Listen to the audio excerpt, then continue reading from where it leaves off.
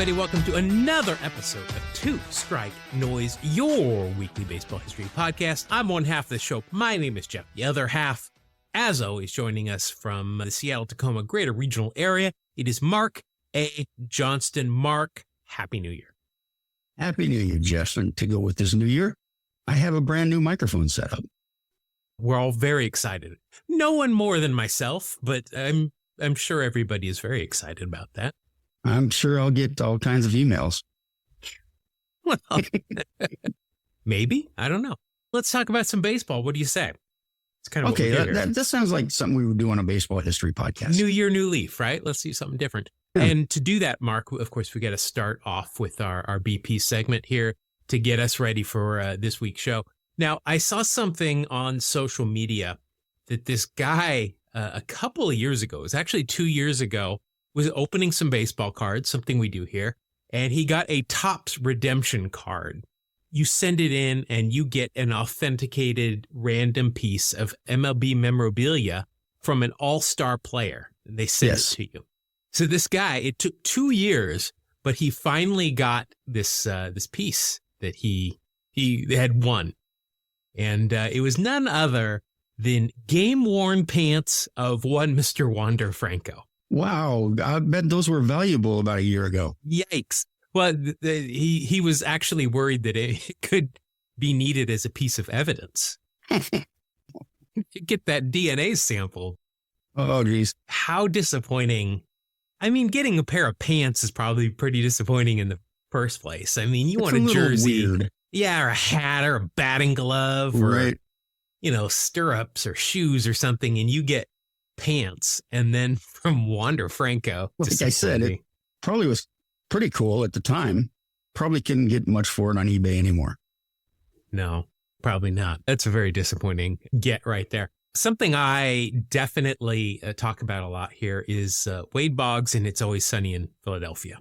Because I love that show, and Wade Boggs has been on twice in a very seminal episode. The second one, not so seminal, but he's embracing this Beers legend that we've talked about in the past, and he is teamed up with none other than PBR, Pabst Blue Ribbon, which is strange because I don't think that's what he was supposed to have been drinking when this myth was born way back when. But he's got this promo. I've got a picture of it here in front of me. It's called Beers on Boggs.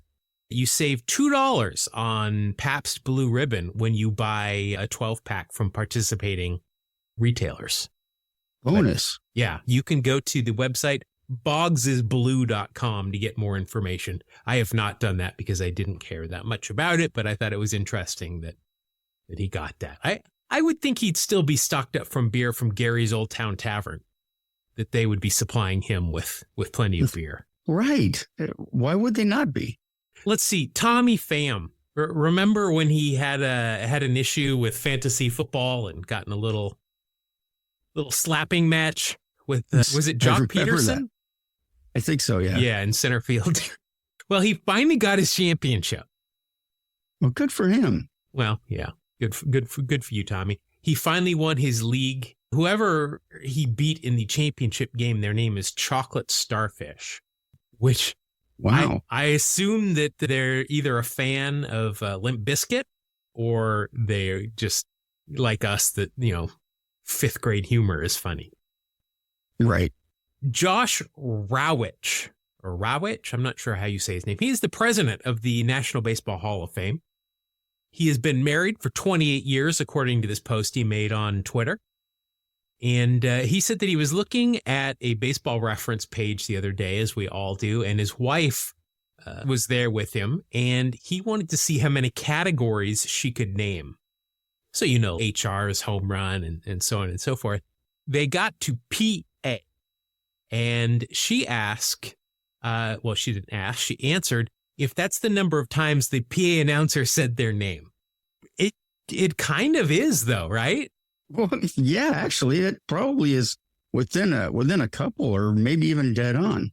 Yeah. I was trying to come up with times when that wouldn't be the case, and like a pinch runner, you're not going to get a plate appearance for that. Right. Pitchers, definitely not. Defensive substitutions, probably not. But right. For the most part, that's pretty pretty much on. It's a good answer. It is a good answer. I mean, I'd have to give her credit. Yeah, definitely. Chuck D. Are you a fan? I am, actually. I am too. I'm a pretty big fan of Chuck D. He's a big baseball fan. He has, I'm not sure how new it is, but I think it's his latest album, and it's called We Wreck Stadiums. Okay. And on it, it says it is a homage to rap and baseball. Oh, I can't wait to hear this. And it is old school hip hop, if you like that. And I don't know if this is funny or not. To me, it was funny, but I think I'm hilarious. I was thinking, how do you explain old school hip hop to boomers? And I would tell them, well, it means it's rap that you can understand what's being said. But yes. I think then that makes me sound like a boomer, and I don't want that. But I listened to this whole album, and it is awesome. It goes hard, man. I really like it. This. One of the songs is called The Cobra. You can guess what that's about. I'm going to guess Dave Parker. You got it.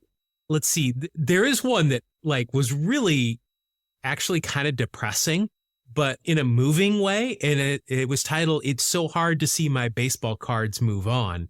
And it was all about players who passed away in 2020. Oh, okay. It is absolutely a fantastic album, especially if you like old school hip hop. Even if you don't, but you're a baseball fan, I'd really recommend this. It is a great album. It's called We Wreck Stadiums, and it's definitely worth a listen. Sounds awesome. See, elsewhere, the Padres recently signed out of Korea a reliever, Woo-Suk Go. Yes. This is something I did not know. He is married to the Giants' new leadoff batter, Young-Ho Lee. I did not know that No, either. I'm sorry. I think I said he was married to him. No, he's married to Young-Ho Lee's sister. I'm sorry. That was I see. That was breaking news for everybody there. The Boy, way I guess. Originally said that. But I saw a picture. She's not hard to look at. Uh-huh. I'm going to say that. Neither is he, actually. They look like a made-for-TV reality show together. But this is not the first time a Giants player has married the sister of another player, and this I did not know. Brandon Crawford, longtime shortstop for the Giants, is married to Garrett Cole's sister. Really? Yeah. I didn't know that either. I did not. I saw a picture of Garrett Cole's sister. She likewise, not hard to look at. I can imagine that Brandon could get a nice looking girl. Yeah, he's got that flow too. That he does. hair, man. Very jealous. This is last thing I wanted to touch on. I saw an interesting thread on Reddit this week that was equivalent to that meme with Andy. Is it Andy from Parks and Rec? Chris Pratt? I think his name's Andy in Parks and Rec. I have no idea. Might not be. I don't know. Don't hit me up on Kangaroo Court for that. But he's got a meme where, it says essentially, at this point, I'm too afraid to ask. You seen that meme? I haven't. So it's essentially, just something that is, I don't know, people might think it's commonplace knowledge. It's in the news that there's a lot of information about, but you don't know anything about. And at this point, you're too embarrassed to ask. But this was about baseball. And this is a shocker to say, but it was a great thread on Reddit. There was no judgment being cast by anybody here. And users just asked the baseball questions that they felt everybody knew but them, and they were just too afraid or too embarrassed to ask. One of the few times that there were no snarky answers, there was just legit baseball discussion and knowledge being exchanged, and it was great. And it got me to thinking, what would my question be? And I think I decided what it is. I'm going to ask you what yours is, so you can think about this while I tell you what mine is. I still have no idea what kind of pitch is being thrown 9 out of 10 times. Even when it comes to fastballs, the 4-seam, a 2-seam, then you got cutters and sinkers. And playing MLB The Show's kind of helped me know how these pitches typically react, but putting that to use practically when I'm watching a game on TV has not helped at all. I sat right behind home plate in Atlanta and had 3 of the best starting pitchers to ever play. Still couldn't tell. And when I'm actually playing baseball now, I'm in the dugout and my teammates are telling me, hey, this guy's throwing from a different slot when he throws his changeup. Keep an eye out for that. And I just nod my head and go up there and just try to swing and make contact. So I have still very little clue. A lot of broadcasts are now telling you the miles per hour and the pitch type right there. So it's easy and it's helping a little bit, but I still generally have no clue as to what they are. Plus, what's a sweeper compared to a slider these days and all that kind of stuff. What would your too afraid to ask baseball question be at this point? I would ask this. How does one run out of options? I know that one. Okay. So you're before you make your big league debut, you have so many options. I think it might be 3. I don't know what it is exactly. But when you get called up, if you then get sent down, that's one of your options. Now, that means it's essentially broken up into seasons, though. You get called up and get sent down that first time. Okay, there's an option. But for the rest of that season, you can go up and down, and that's still your first option. So you can essentially do that if you've got 3 options, if that does happen to be the number. It's essentially 3 years that a team can bring you up to the big league and then send you back down. That 4th year, though, you're out of options, and they have to put you on the waiver wire. If you pass through, then they can be sent down, or they can refuse and become a free agent, that sort of thing. But that is what an option is, if that helps. That does help. I was confused because I'd see guys getting called up and sent down multiple times. Yep. And I was like, well, how is he not out of options yet? But as it's done by season, now that makes more sense. I was in the exact same boat, and I don't remember if I asked somebody, if somebody, more than likely, probably somebody explained it on a broadcast just like 2 years ago, I think. So same boat. Yeah. It always confused me. No, that's a good question right there. Yeah. Very good. Listeners, maybe we should have an entire episode where we just do that. Just have people send in, hey, I'm too afraid to ask at this point. Also, you could just look it up on the internet, but that's not as much fun. No, it's better for us if you ask us. Yes. And if you don't want us to use your name, we won't. We'll just say it's Mark every time. That's fine with me. I have no reputation anyway. Let's see. We did not have a trivia question last week. We did get some answers. I asked the question of if Ricky Henderson and Nolan Ryan switched bodies, who would have the better career? Would it be Ricky as a starting pitcher or Nolan Ryan as an outfielder and leadoff batter? And I said that would undoubtedly be Nolan Ryan. We got several responses. Then they all said Ricky Henderson. So he had a noodle for an arm, especially at the end of his career. Did, but he was he threw left-handed. Yeah. He's a lefty. A lot of lefties throw junk. And Ricky was such an athlete, he probably could have learned to throw pretty much any pitch. He might still be playing today. He probably is out there like in a pickup game or something. Did Julio Franco throw left-handed? Because he would probably, a left-handed knuckleballer. You could just go forever. I believe he was a righty, yeah. I do have a trivia question for this week, though. How many position players in the history of the game have ever gotten the final out of a playoff clinching game? Ooh. Wow, I didn't know there were any. Or is the answer 0? I can tell you. That's a good option, though. It could be 0. It'd be weird if it was, because, why would you ask? But, hey, maybe you're just being tricky. I always hated that when you get a multiple choice test and you're like, all right, well, this will be easy because I got multiple choices, but the last choice is always none of the above. Right. That always pissed me off. Yeah. Why ask the question if it's none of the above? They're just don't make it multiple choice if you're going to try and fool me like that. Yeah. All right. That's enough for BP. Let's go ahead and get into the main part of the show. And Mark, it is your turn this week to entertain us. Okay. So I was going to talk this week about an interesting pair of ball players that are remembered, well, not just remembered for, but are remembered for a picture that they took together. And those players are Steve Gromek and Larry Doby. Now, we know who Larry Doby is, first black player in the American League.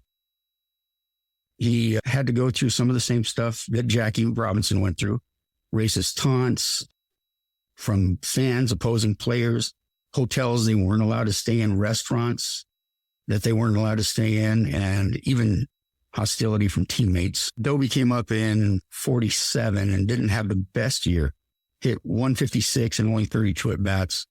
mostly as a pinch hitter. And so Cleveland wasn't even sure they were going to bring him back in 48. But he did have a big breakout season in 1948. And he helped Cleveland to the World Series, where they played the Boston Braves and Johnny Sane. Now, it's interesting that Boston at that time had two teams, the American League team, the Red Sox, and the National League team, the Braves.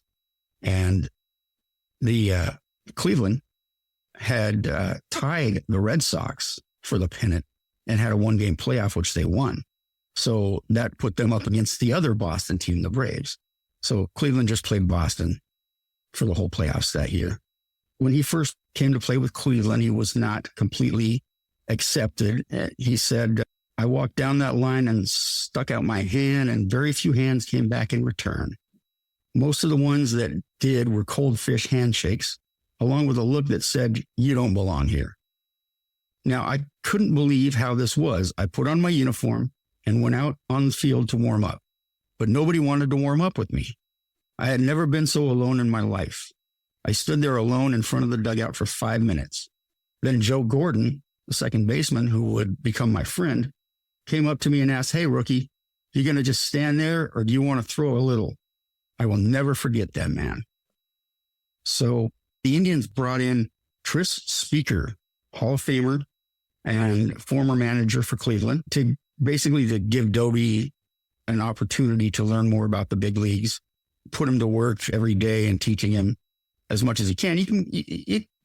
There's not a lot of players you could get better information from than Tris Speaker, because he was transitioning from second base to center field.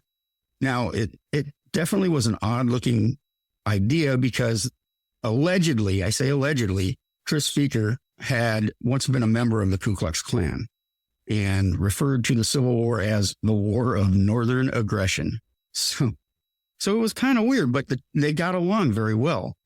A quote from Tris Speaker said, in another year or two, he could be the best player in this league. I've never seen a young ball player with such a high potential. I get a personal pleasure out of working with a kid who can do so many things so well. I used to dream of that kind of rookie when I was managing Cleveland. We all did, Tris. And it wasn't actually until July of 48 that Doby finally got a black teammate, and Bill Veeck signed him. And you might have heard of him, the great Satchel Paige. Yeah, I think we've talked about him before once. Yeah, maybe has slid him into a conversation or something. So we're going to jump now to, the postseason. They're up against Boston. It's game 4. All right. And it's 2-1, Cleveland.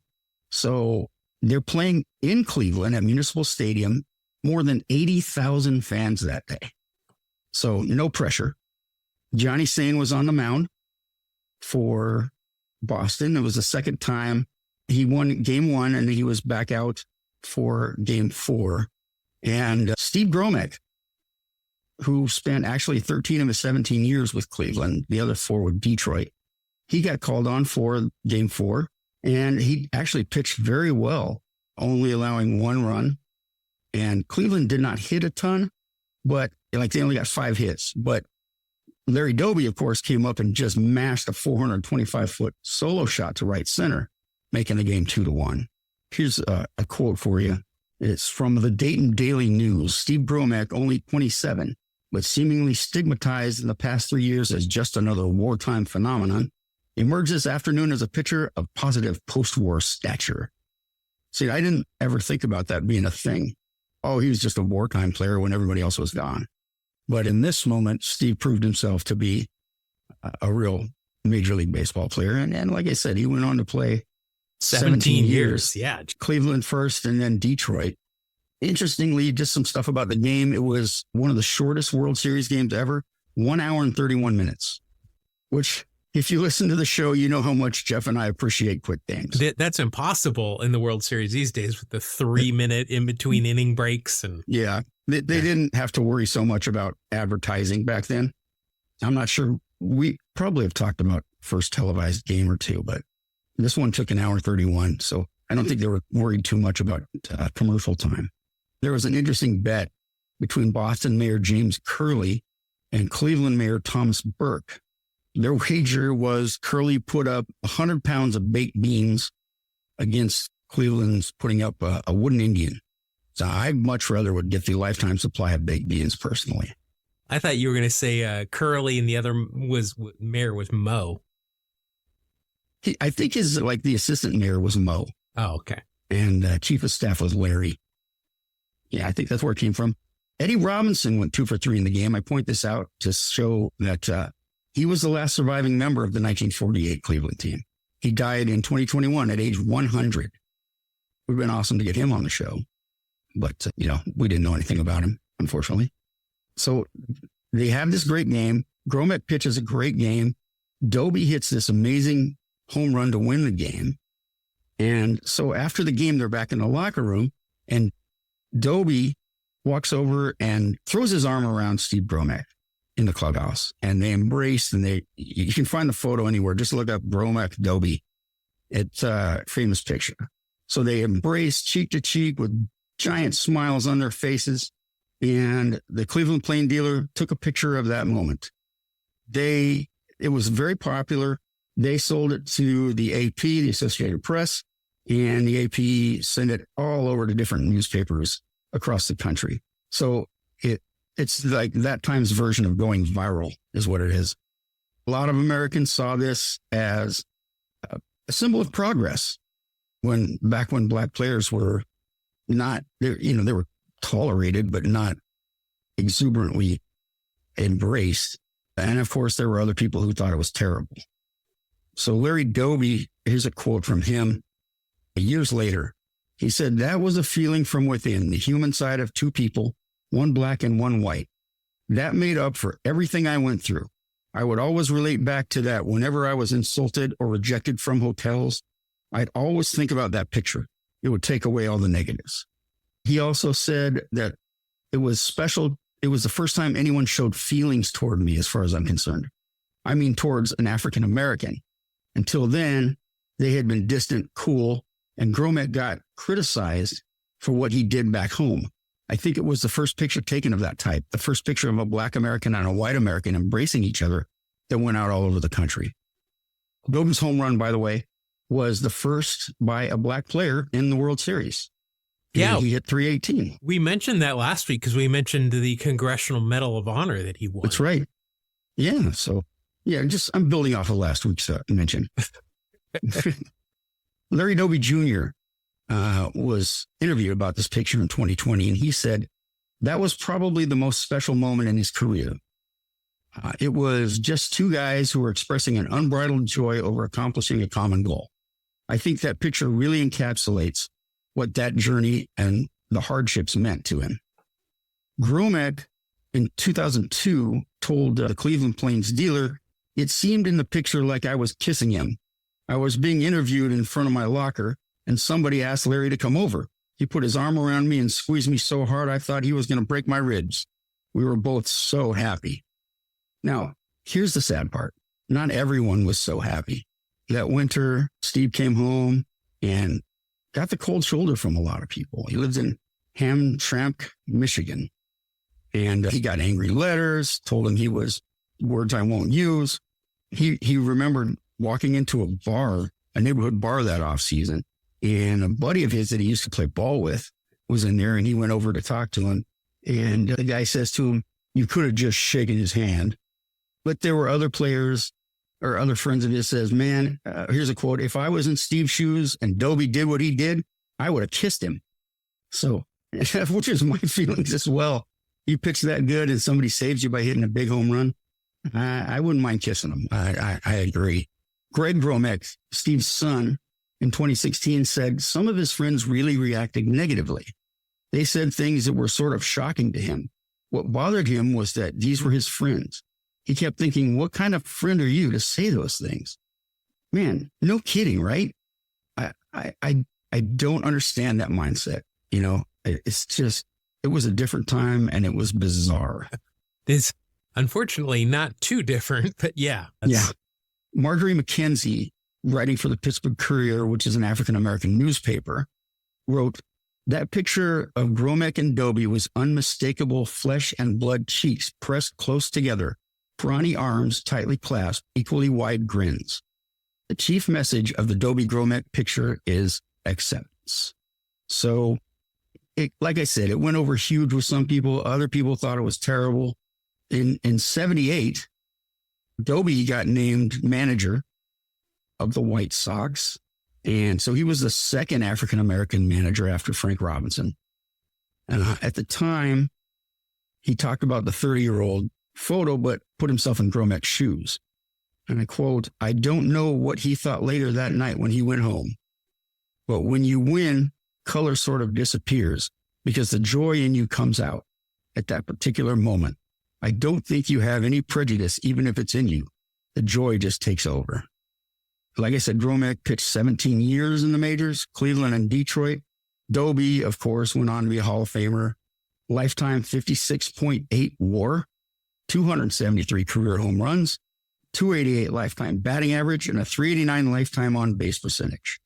6-time All-Star, won an MVP in 1952. Not to mention, he was traded for Tito Francona twice. Twice. Tito Sr., obviously. Not right. Yeah. So I wanted to talk about it because it really shows how people could act back then and get away with it. And it's upsetting, but in the same manner, you got to love a guy like Steve Gromek, who just didn't care, man. He just was like, yeah, we won. I'm excited. I'm giving the guy a big hug.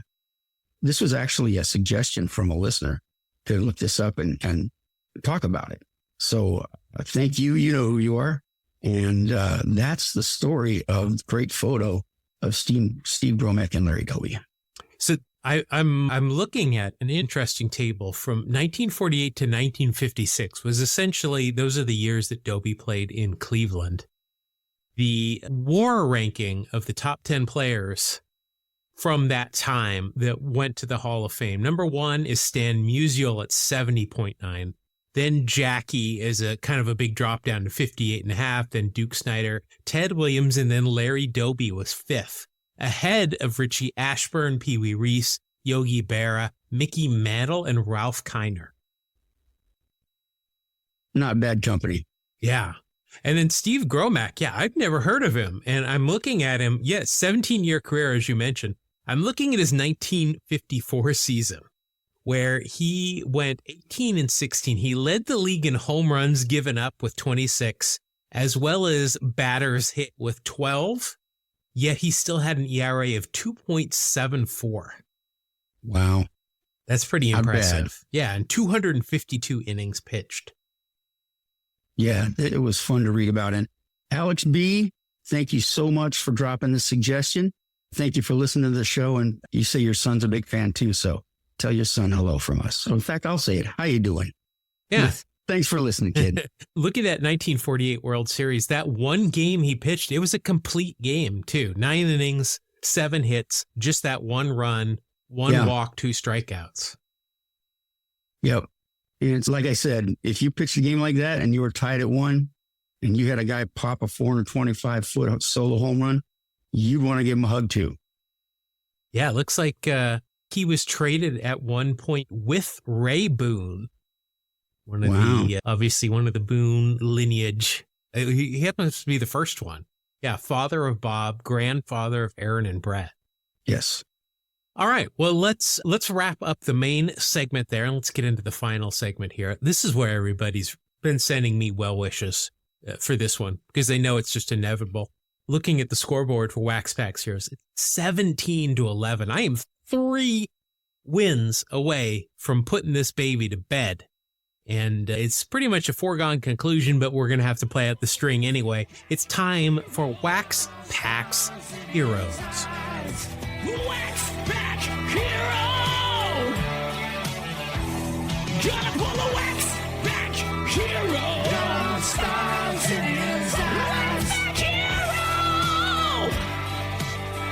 On a podcast tonight! All right, Mark. You're down 6. I'm 3 away. We don't really have magic numbers because we just play until somebody wins. Right. You know, I like to think of this as an opportunity for me, you know, the chance to have the biggest comeback in Wax Packs Heroes history. No pressure because everyone's just given me the title already. So there's really no pressure. So we can just play our game and not have to worry about all the stress. All right, well, let's see how that works out now. First of all, if you are new here, this is how we play Wax Packs Heroes. We're going to open up a pack of older baseball cards, not from the Wax Pack era this week, but what we do is we're going to divvy those cards up amongst us and take a look at them. We're going to take a look at the Baseball Reference War of the Year of the Cards, which in this case is 2003 for the player on the card. And we're going to add those. There's a couple of qualifiers that can add or subtract from that total. If there's anything on the player's face, that means facial hair. It means teardrop tattoo. If a spider has climbed onto their face and they're unaware of it, or maybe a fly, maybe if that's more likely going to happen. A monocle, anything like that, we're going to give you an extra 1/10 of a point. If it's a good quality mustache, think Jody Reed. There's a name I don't use that often, but he had a great mustache always. We'll give you a bonus extra 1/10 of a point on top of it. If they're wearing real stirrups where we can see the sanitary socks underneath, that's an extra 1/10 of a point. But 2-in-1s, we're not such fans of that, so that's a minus 1/10 of a point. If they won any awards that year, like Rookie of the Year, Cy Young, MVP, a Gold Glove, or they were an All-Star, that is a 1/2 a point each. If there's a Hall of Famer on the card, whether they are the focus or not, that is an extra point as well. Ricky Henderson shows up on any card, whether it's my pack or Mark's pack, I get 5 points. If Nolan Ryan shows up the same way, Mark gets those points. Any pop culture references we can easily find, that is a 1/2 a point each, unless they were on an episode of The Simpsons, Seinfeld, or Sabrina the Teenage Witch. Those are worth 1 point each. If they appeared in the Mitchell Report or were suspended for PEDs or other things throughout their career, their playing career, that is a minus 1/2 a point. And then Mark and I are both going to pick a team, and just like Ricky and Nolan, my team comes up in either pack. I get a 1/2 a point. And if Mark's team comes up, he gets a 1/2 a point. Mark, who are you going to go with this week? Well, in honor of Larry Doby, I'm going to go with the Cleveland Guardians. All right. You know what I am going to do? I am going to go with, I think I'm going to go with the Expos. I was trying to think in 2003, I think they were still the but Expos/Nationals. Fair enough. That? All right. I've got these 2 packs. We are finishing up this mega pack from 2003 tops. So, Mark, I've got one in my left hand and one in my right hand. I'm going to let you choose which one you would like. Okay, going right. Going right. All right, I'm going to have you go first. And like I said, these are 2003 cards. So that's what we're going to be looking at the Baseball Reference War of. All right, Mark, your first card is DH for the California Angels. It's Brad Fulmer. Brad Fulmer. Who I think played for the Expos for a good part of his career. But this is with the Angels, yeah. It's 8 years in the big leagues, 3 with Montreal, 2 with the Angels, 2 with the Blue Jays, and then 1 with the Rangers.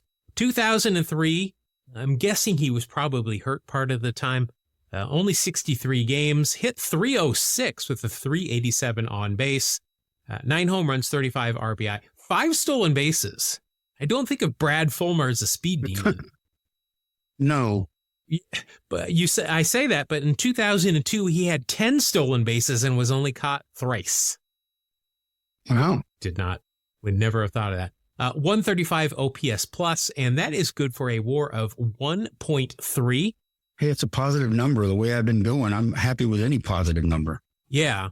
This is an awful shot. It's during spring training, and he's at bat, but he's swinging, but his head is down. You can't even see his face. All you can see is the top of his helmet.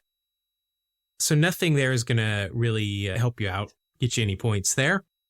Fulmer, interestingly, hit a home run his first major league at bat. Very nice. Not much else. Much else. All right. Well, I mean, like you said, it's a start in the right direction this week. Well, this is good news for you. You got a manager card. Okay. Here he is managing the Pirates, but also went on for just a wonderful career managing the Mariners. He's stolen a base as a manager. It is Lloyd McClendon. I actually really like Lloyd McClendon. I like anybody named LaLloyd. Get that extra L in there. That's helpful. But who's he playing with in this card? No, he's the manager of the Bucks. Oh, he's manager of the Bucks. Okay. He's got a mustache, so he's going to get you a 10th of a point at least out of this deal. Overall, 8 years as a player, most of it with the Bucks. Then he went on to manage the Pirates, the Mariners, and also managed 8 games for the Tigers in 2020 at the end of the season, where he went 2-6. I'm guessing somebody got fired there. Yeah, it's funny. I remember this. Playing the Yankees, he was managing the Mariners, and there were check swings by Brett Gardner and Alex Rodriguez. And after the second one, Mike Zunino was not happy with the call at first base, saying they were not swings. Zunino got tossed out of the game. Mike DeMuro and Lloyd threw his hat and proceeded to argue with Little, eventually kicking his hat, running around the diamond to argue with each member of the umpiring crew. I absolutely remember that game as well. I remember just laughing, thinking that was amazing. I mean, I made mention of it, of the, picking the base up and taking it down in the dugout once he was kicked out before. Yeah, he's done. If you look on his Wikipedia page, there is just a whole section called History of Challenging Umpires. That's awesome. All right. So you'll get the 10th of a point there for the facial hair, but that's all you're going to get there.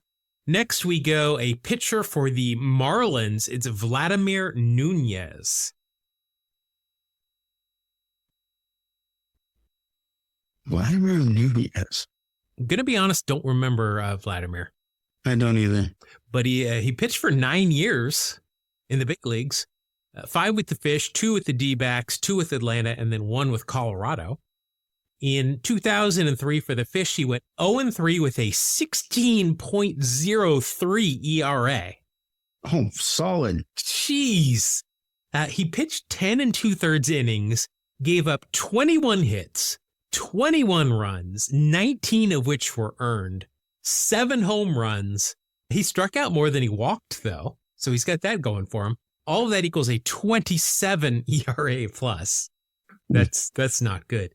And that is negative. Good for a WAR of negative 1.6. Killing me, Nunez. Oh, there is nothing on this card, unfortunately, that's going to help you out either. That's really bad. That is going to knock you from a positive 1.4 all the way down to a negative 0.2 after that. That's great. I got 5 cards to go, though, so I still believe in this team. Maybe I shouldn't. That's your closer right there, is Vladimir Nunez. So I don't know. And then he went on to become a pitching coach. Interesting. Well, all right. It's one of those things that those that can't do something teach it. Yeah, I guess so. Let's see here. You have got a special card here. It is called Hobby Masters, and it is none other than Pat Burrell. Oh, yes.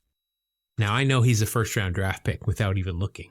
I remember that from Pat the Bat. Let's see. He's here from the, he's not, he wasn't born in the Bay Area, but he went to school here. He went to high school down in San Jose. Let's see. 12 years in the big leagues. 9 with the Phils, 2 with the Rays, 2 with the Giants. In 2003 with the Phillies, only hit 209. 309 on base, 21 home runs, 64 RBI, and a 90 OPS plus. He had some good years. He had some really good years.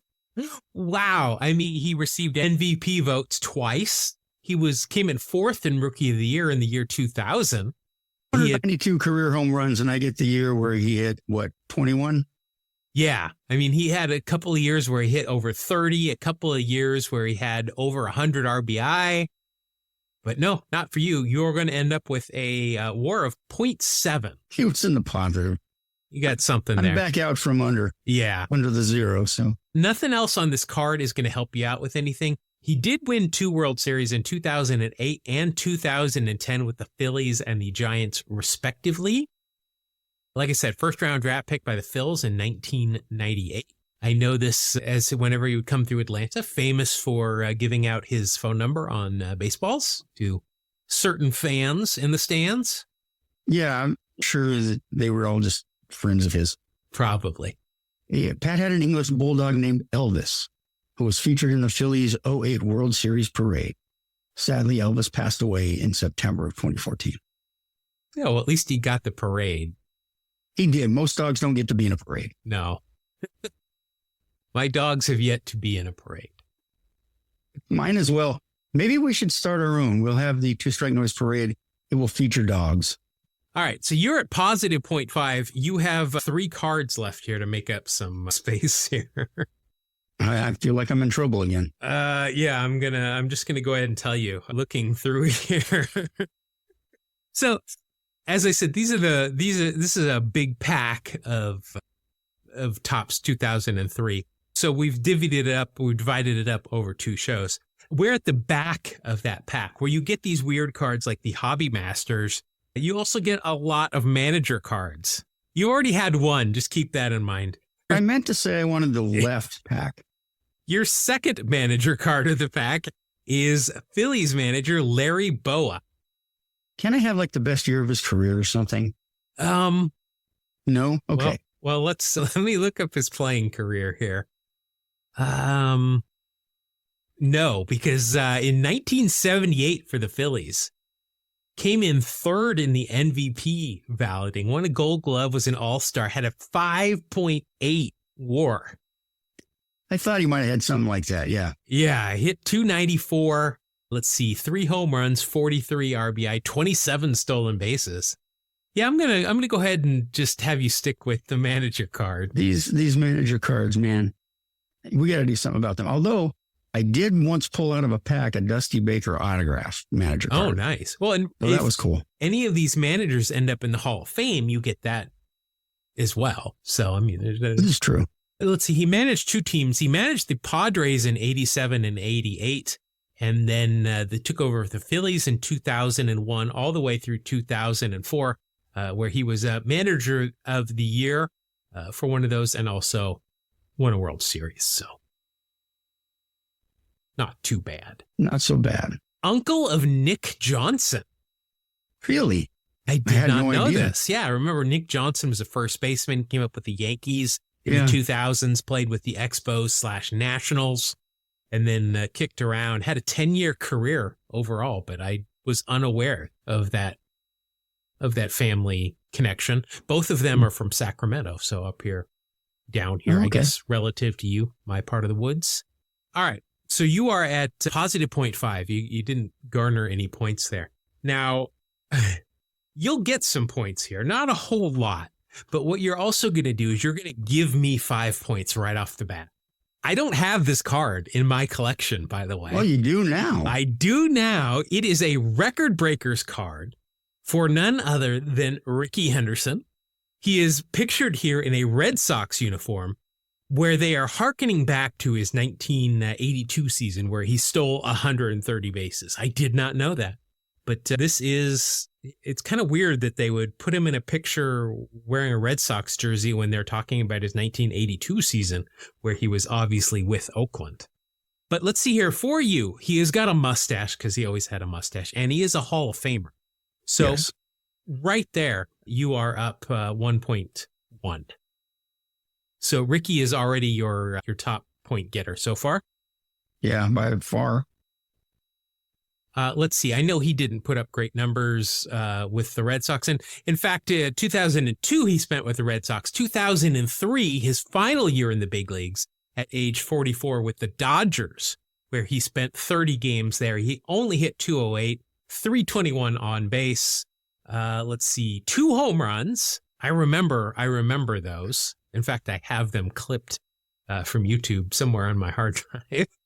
5 RBI, 3 stolen bases, caught stealing 0. Well, there you go. So stolen bases number 1404, 5, and 6. And I remember the final one. It was on ESPN. Overall, that is only a 70 OPS plus, and you'll still get positive there at 0.2 WAR. Well, the way things have been going, I appreciate a 0.2. Yeah, now I'm going to definitely go ahead and just give you the pop culture references. I mean, plenty of them. He's been in a Pepsi commercial. He was in a Rolaids commercial, Mizuno ads. He had a Costco Brothers poster, actually a couple of them. Plenty of pop culture references. Supposedly wrote a book. Recently had another one written about him. I mean, there's songs about him. There's some weird people have even created web pages dedicated to him I've heard. and named pets after him, and pretty much had every part of their life kind of related somehow to him. Only the real weirdos. Only the real weirdos, yeah. But again, this makes me so happy when I pull a Ricky Henderson card. It gives me joy, especially since I don't have this one. You be joyful and take those points. I will, but you just remind me to add them when I start my. Well, here I'll ask you. Do you want me to add them to mine, or do you want me to minus them from yours? No, add them to yours. I need every point I can get. I don't want to be too embarrassed. All right. Well, you definitely do, because you've got your third manager card. Oh my gosh. Now, I do not remember Jimmy Williams managing the Astros, but here he is. When I think of Jimmy Williams as a manager, I think the Blue Jays are definitely the first team I think of. Then the Red Sox. I did not know he managed the Astros for 3 seasons, 2002 through 2004. Didn't make it the whole way through 2004. Ended up with a 219. Oh, he had a 215 and 197 record with Houston. So not too bad. Let's see. As a player, which is something I know nothing about Jimmy Williams as a player, 2 years in the big leagues, he was a shortstop, second baseman, pinch runner. So he played a lot. Well, overall 14 games over those 2 years, 231 average, both of them for the Cardinals. No home runs, 1 RBI, and a 47 OPS plus, and a WAR of minus 0.2 for his career. But you know what? He played in the big leagues. So he's gone farther than either of us. Yes, definitely. All right. Your final card is not a manager card. Yes. So good for you. A pitcher, a closer, I'm fairly certain. Here with the D-backs, Miguel Batista. Okay. He played for a few teams. Yeah. Won a World Series with the D-backs in 2001. I definitely remember him as a D-back, but my God, you're right. 18 years in the big leagues. This is a big immaculate grid guy. Yes. If you can remember this. So he is a cheat code, baby. He is 4 with the D-backs, 4 with the Nationals, 3 with Seattle, 2 with the Mets, 2 with Toronto, and then 1 apiece for the Royals, Bucks, Atlanta, Birds, Cubs, and Fish. A lot of wildlife there, right? I mean, he's got a snake, a blue jay, a cardinal, a cub, and a marlin. It's a lot of stuff. 2003, though, he was with the D-backs, went 10-9 with a 3.54 ERA. No saves. I guess he was only really a closer for 1 season, and that was with the Blue Jays in 2005. I thought I remembered him closing for the D-backs, but I guess not. 193 innings pitched, 142 strikeouts. That is an ERA plus of 132. And that will get you a WAR of a positive 4.3. No kidding. Wow. Wow, that's better than Rick. He saves us. Yeah, let's see. On this card, he's got his pants down all the way and he looks clean shaven. So He doesn't have his pants down all the way. well, it's the bottoms of them are. Oh, I get you. Okay. Thank you for correcting me on that one. Let's see. Once traded for Henry Rowengartner? No, I'm sorry. That's Henry Rodriguez. That's my bad. Because it was to the Cubs. So I thought that maybe that was where Rookie of the Year got their whole story from, but I guess not. Do you have memories of him with the Mariners? You know, I remember he was really good in interviews, real smart guy. He even wrote a couple of books. Hey, do I get pop culture references for books? Well, let's see. Since the books are poetry and philosophy, yeah. Wow. How many other baseball players have loved poetry and philosophy? You're like 3. Oh, let's see. He also wrote Through the Eyes of the Law, a thriller about a serial killer. Nice. Wonder if it was a teammate that he had somewhere. All right, Mark. So this was not your best pack again. 7.1. 7.1. I got to hope for you to get all manager cards. Seeing your pack, that is not something that is impossible. Let me say that. but I don't think I'm going to get a Ricky Henderson, but I do get to start out with a +5 for your Ricky card. Yes, you do. So I'm more than halfway there. I'll take that. Yeah, plenty. All right. So my first card, believe it or not, is a manager card. But I'm going to score here with it because it is manager for the D-backs, Bob Brenly, who happens to have a mustache and is wearing glasses. Well, you got some points. Yeah. Have a manager card. I mean, there's nothing more exciting than opening baseball packs and getting manager cards. Really kind of the pinnacle. It's why we collect. Let's see. First of all, let's go over his career as a player, a catcher for 9 years, most of it with the Giants, and then a final year with Toronto at the end of his career. Overall, let's see, 247 batting average, 330 on base, 91 home runs, 333 RBI, and a career WAR of 12.7. Yeah, pretty decent manager record. Yeah, won a World Series with the D-backs. Only managed for 4 years, though. Kind of surprised he didn't get any other offers, or maybe he didn't want to manage anymore. I don't know. But I think he's doing TV. I think he's been doing. I want to say he's a Cubs broadcaster, but I don't know that because I can't stand Cubs broadcasts. I don't like the Marquee Network at all. You watch them on mute? No, I just watch the visiting. The visiting broadcast. Even though I like Shambi, what's his name? Boog Shambi. I like him, but I just don't like the way they do games, and I don't like Bob Brenly. And I think he's their color guy. Gotcha. Oh yeah, I remember Bob Brenly, one of the Boomer broadcasters, and it says here maybe he's doing it with the D-backs. I remember he was one of the guys that complained about guys wearing too much jewelry and too many chains.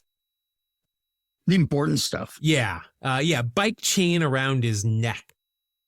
I mean, there's probably another reason why I don't like Bob Brenly. He's kind of the epitome of a boomer. But nothing here is going to help me out other than the glasses and the facial hair. But I will take that. That's at least a start. Next, I have got a pitcher for Atlanta. It is Andy Marte, who the name kind of looks familiar, but I really don't remember him. 7 years in the big leagues, 5 with Cleveland, and then 1 with Arizona, 1 with Atlanta. 2003, he didn't make his big league debut until 2005. So, there's nothing else on this card that's going to help me out at all either. So really, that's not much of a help. Let's see, in 2003, he was playing for Myrtle Beach in high A ball. So not even sniffing it. Also went on to play in the KBO for 2 years for the KT Wiz, and then in the Dominican League as well, all the way back in 2017. So not all the way back, just back. Right. Recent. Did you read about how he passed away? Oh, no, I have not. He was killed in a car crash in the Dominican Republic. He had crashed into a house. And the weird thing is, he was a team member of the Aguias Cibane. I'm not going to try and say that. He was a team member of Giordano Ventura, who died in a separate car crash in the Dominican Republic that day. Wow, the same day? Yeah. Wow, that is strange. And I'm sure probably looking back on it, the Giordano Ventura death was probably reported more on, just as he was an established player. Yes. Very sad. Yeah. Wow. All right. Well, this is not helping me at all. No. Depressing cards. Okay. Here's a guy plays for Cleveland. I know we've talked about him because I like this guy because he's a relief pitcher and not a farm accident, but he had a deformed hand, which helped him. He was missing the tip of one of his fingers and it helped his pitches. Bob Wickman. The Wickman. 15 years in the big leagues. He was a right-hander too. You would think with that long of a career, but no, he ended up with 267 saves. Wow. Led the league in 2005 with 45 for Cleveland. And just great news for me. Missed 2003 with an injury. Oh. You're getting my kind of cards now. Yeah, your 7.1 is looking a lot better. He does have facial hair on here, though, so I will get the 10th of a point here for that. It says he credited much of the motion on his sinker to missing part of his index finger. There you go. Oh, he's traded to the Yankees for Steve Sachs at one point. That almost got you pop culture points, but didn't. Well, yeah, and remember, Steve Sachs is one of the Golden Boys, having been on both Sabrina the Teenage Witch and The Simpsons. Pop culture captain. Yeah, let's see. Some other names he had been involved, traded for or with: Gerald Williams, Pat Listash, Graham Lloyd, Ricky Bonas, Jason Beret, Richie Sexson, and Marco Scutero. Wow, we could call him oft traded. Yeah, and for a lot of names that we talk about around these here parts. So Wickman made his first All-Star Game appearance in 2000 when he was a member of the Milwaukee Brewers. He was traded, though, to the Indians, and the Brewers chose to still hold Bob Wickman poster night without him. So if you've got one, it could be a collector's item. Could be, yeah. All right. So again, I'm not racking up the points here quickly, but okay. Okay. Well, this one might help me.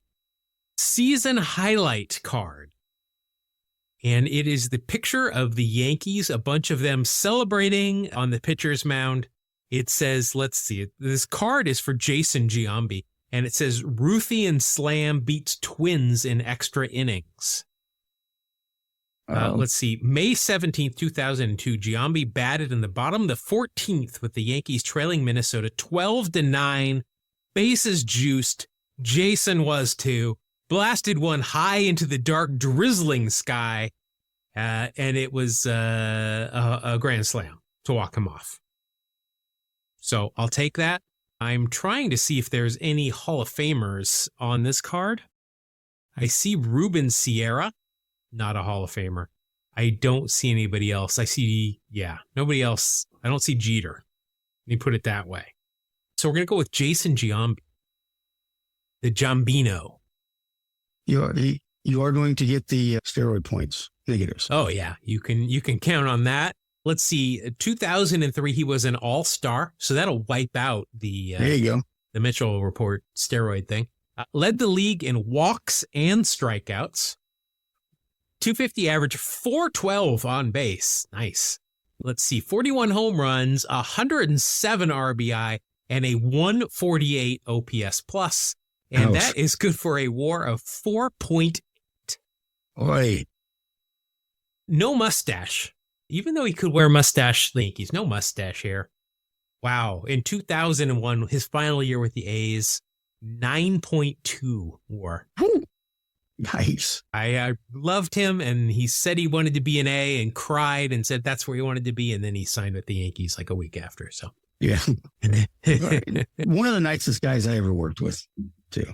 I've told the story where when I was interning in Salt Lake with the Salt Lake Buzz at that point, when the Tacoma Tigers came through town, and Bob Robertson, play-by-play guy who was the Washington State radio guy. And so I went and introduced myself, and he let me come in and call an inning with him. That was when Giambi was on the Tacoma Tigers there. I remember specifically.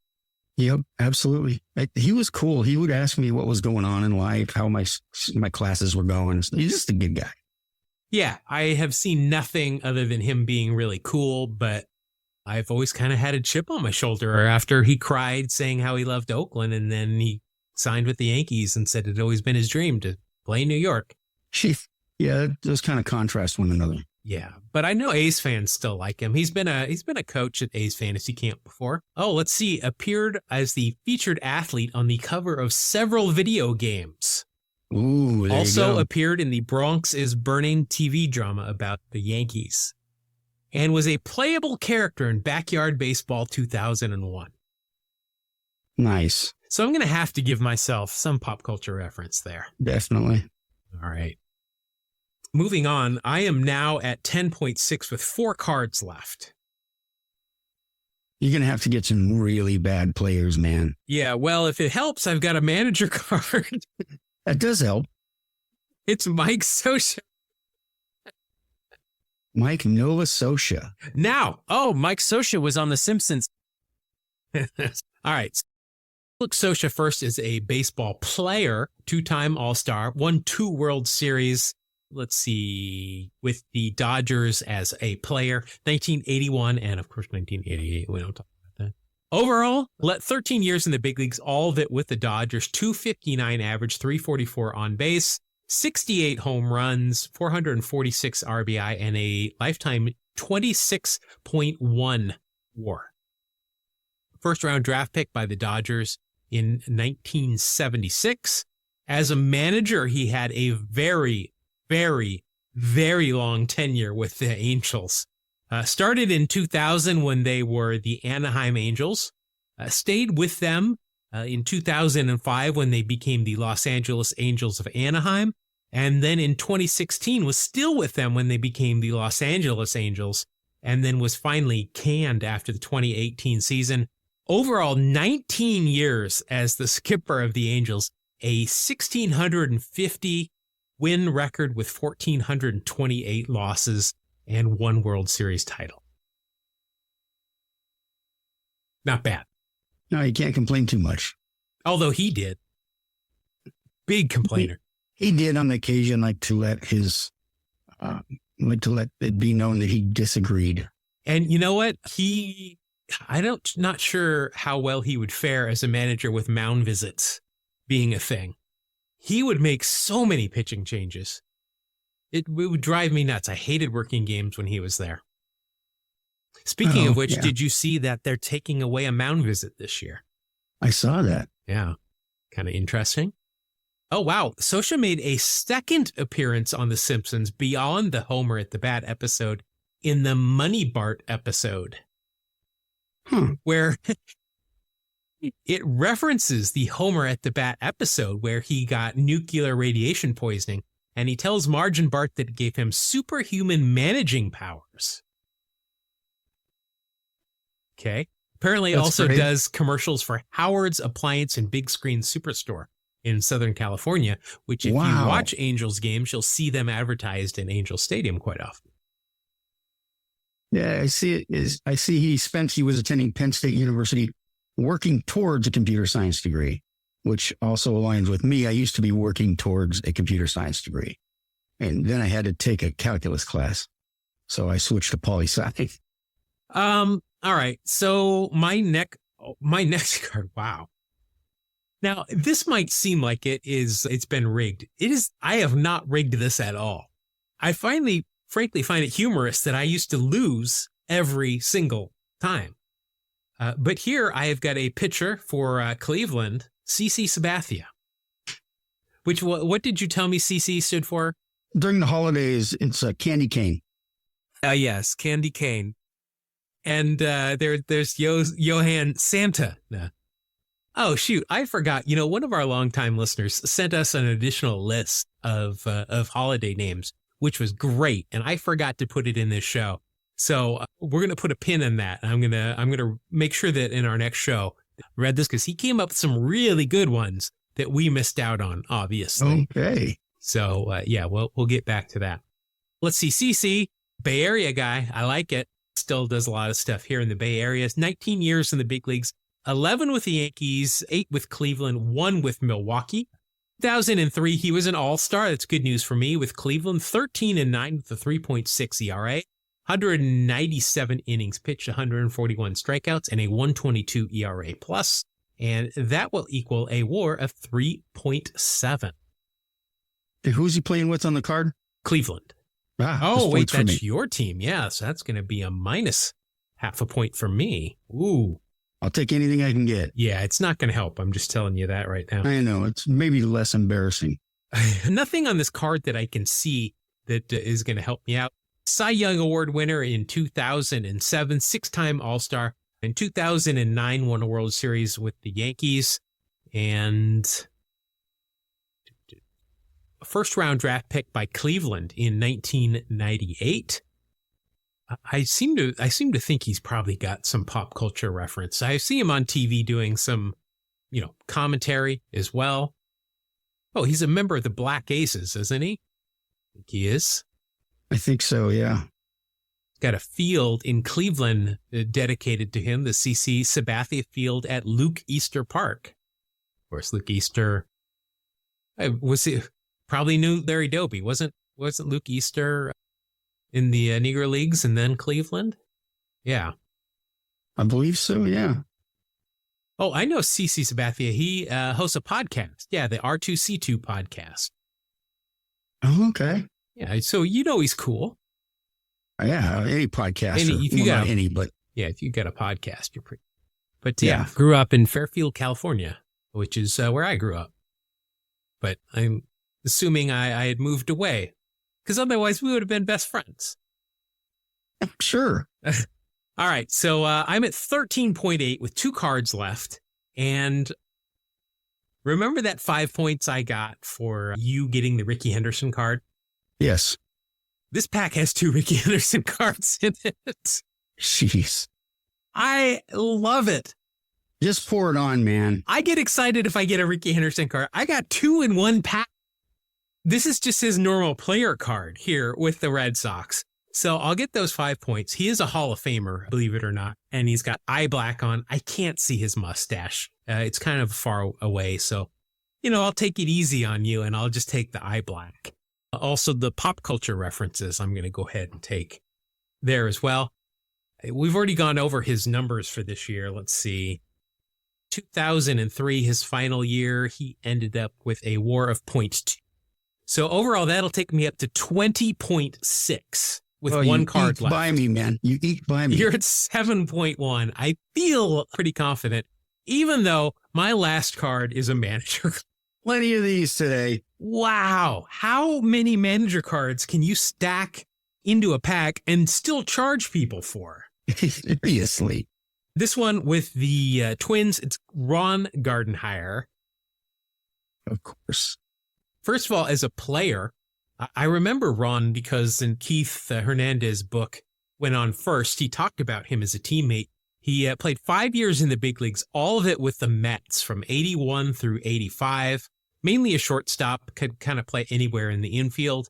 Overall, a career .232 average, .277 on base, 4 home runs, 49 RBI, and a career WAR of positive .8. Managed forever. Yes. He was a longtime manager of the Minnesota Twins, once manager of the year overall in 13 years with the Twins, and then 3 years with the Tigers from 2018 through 2020. Overall, a career record of 1,200 wins even, 1,280 losses. Yeah, he is one of those. He's one of those Minnesota managers. You just manage forever when you go there. Yeah, did he replaced Tom Kelly, who had managed there forever as well. Yeah. Kind of interesting. His son, Toby, has managed the Twins AAA affiliate St. Paul Saints since 2021. Wow. All right. That is the end of my pack. A 20 point. Oh, he's got a mustache. I'm going to forego the mustache bonus there. 20.6 compared to your 7.1. And that will put me even closer. It is now 18-11. You've just gotten much better at this game than you used to. I've been practicing, man. Since I have been playing in a league every week now, I've gotten much better. Of course. All right, that's going to wrap up the Wax Packs Heroes for this show. Also going to wrap up the show. I'd like to thank you all for joining us, listening once again. Not so much a reminder because I haven't mentioned it yet this show, but we are going to be off next week. I'm going to be going to A's Fantasy Camp. We will not be recording a show. I'm going to tell you about our social media, though. You probably know all about it. It's at 2 Strike Noise. That is at TWO Strike Noise everywhere. Anywhere there's social media, you punch that in, you're going to come up with our show. You can also find us on Facebook. I am going to be posting a lot more than I did last year. Last year, I was like a deer in headlights. I'm at Fantasy Camp. All my favorite players are there. I'm playing, having a good time. I think I'm going to be able to do a lot more, and I'll post a lot more. So if you don't follow us already, make sure to go ahead and do that. And also, if you do follow us, keep an eye out for that. It'll probably mainly be on Instagram and Threads. I might throw it on Facebook as well. I try to stay off of Twitter, but everybody still seems to be there, so might be posting there as well. But be on the lookout for that. Also, if you want to send us things like your I did not know, or I'm too afraid to ask questions about baseball, or story ideas, anything like that, we have an email address that Mark likes to take care of. We made it very difficult for you. It's twostrikenoise@gmail.com. Do we also have 3-strike noise and 1-strike noise just to be safe? No, those are taken by much more popular podcasts. Oh, yes. That 3-strike noise podcast is always pulling pranks on us. Yeah, those guys. All right. Well, thanks again, everybody. We will see you again in 2 weeks, more than likely. I'm not sure when, but as soon as I get back, we'll record a show. And we'll see you on the next episode of 2 Strike Noise. Thank you. God bless you. Have a great day.